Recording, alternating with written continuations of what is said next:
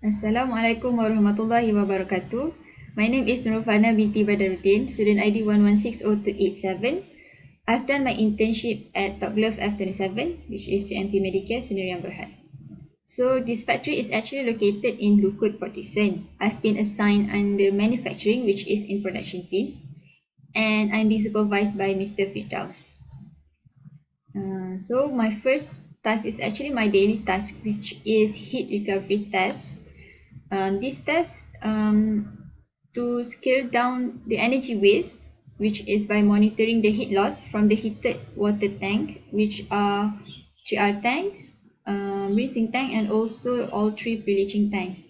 So the percentage of heat loss must be less than 20%. The next one is controlling and monitoring the temperature by using SCADA. So by controlling the temperature, we can reduce the probability of the gloves to get damaged. And we also can increase our working efficiency, can save cost, and also maintain the quality of the gloves. The next one is hand dip. So this is to test the suitability of the new chemicals that we obtain to be used in the gloves production, which is in coagulant, and the chemical is usually an anti-tack, for example KP25 and also sulfonol. So why do we even need the new chemical? It is because we can cut the cost, because the new chemical might be cheaper than the current chemical, but at the same time we can maintain or increase the quality of the gloves. Lastly is the TDS reading. So TDS is actually total deposited solid. This TDS is to ensure the purity and the quality of the water in the pre-leaching tank. The TDS value we can obtain by using the sensor that placed in the first pre-leaching tanks.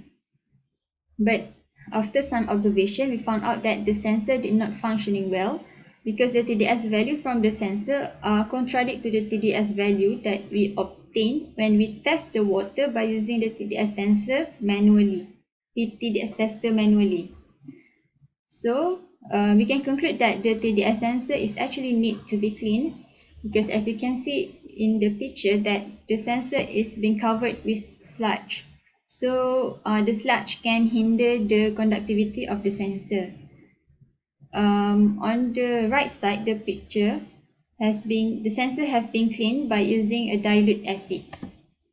For the challenges and the solution, the first one is I am not exposed much to the sensor and the SCADA.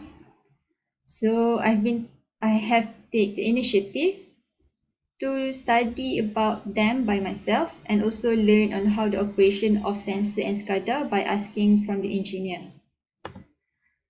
The second one is the communication with the workers, because there are some workers that can't speak English and some of them even can't understand English. So sometimes when I need to give them instruction or to ask them for help, I need to use the hand sign or sketching it on the papers. And frequently also I ask other workers to delay the message to them. The third one is the adaptation to the working environment. So I started to approach the staffs and my fellow trainees to ask for their opinions, also ask for some favors. And last but not least is the high temperature in the block.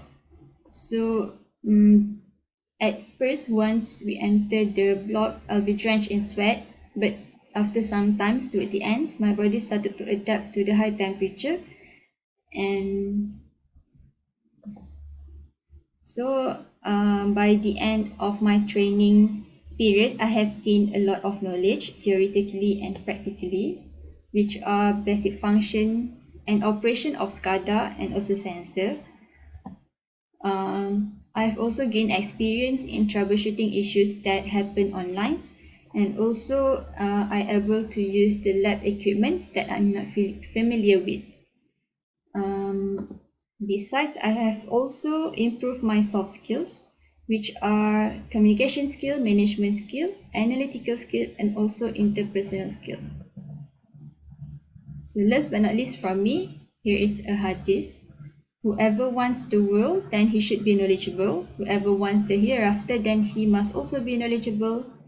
And whoever wants both the world and hereafter, then he is demanded to be knowledgeable.